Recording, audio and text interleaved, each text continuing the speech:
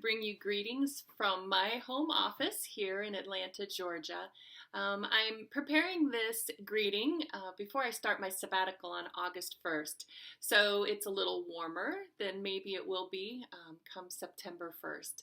But I do want to send sincere greetings to each of you and to thank you for your support of the World Missions Offering in years past. This year, I'd like to share a verse that I also shared with the folks who joined us for our live World Missions Conference earlier this summer. It comes from Ephesians chapter 1, verses 17 through 19.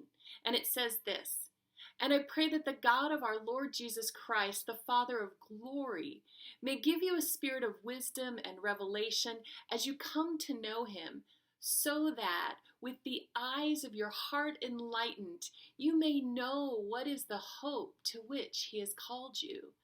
What are his riches and the glorious inheritance of the saints, and what is the immeasurable greatness of his power for us who believe, according to the working of his great power."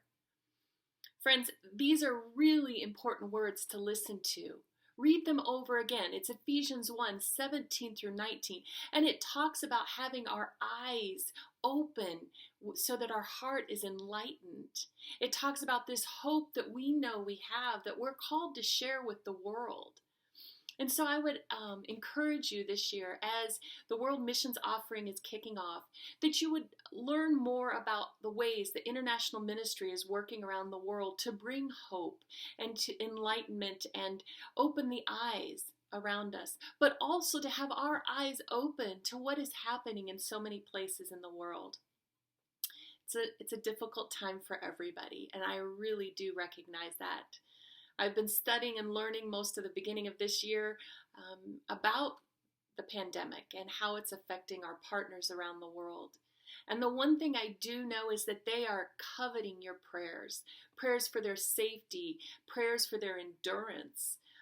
And so I would ask that you continue to pray for those locations that you already support, and maybe pick up and learn about some of the new places around the world that International Ministries is serving in. If you choose to make your gift this year with the World Missions Offering towards my ministry or one of the projects that I support, let me just thank you ahead of time. Those tools that you give me by having the funds available are immeasurable.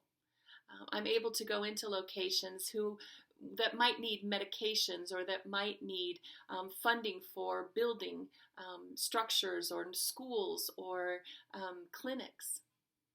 And when I have that funding available, it's so much easier to be able to support our partners around the world.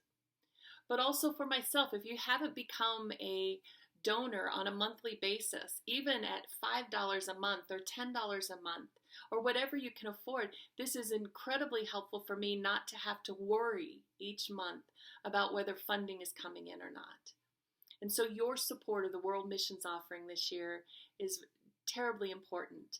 I know the economic strain on lots of families is making life more difficult, and so I value even more each of those gifts that are given.